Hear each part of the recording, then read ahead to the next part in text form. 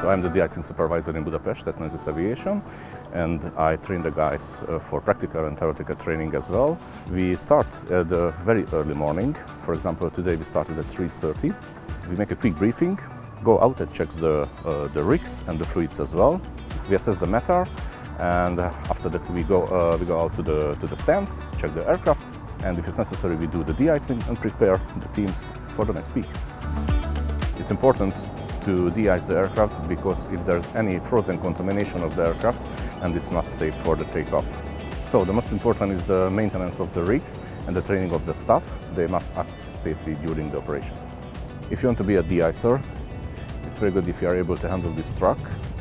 You can work under stress.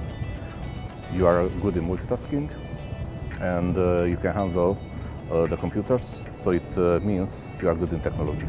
If you have these qualities, you have great opportunities in Menzies.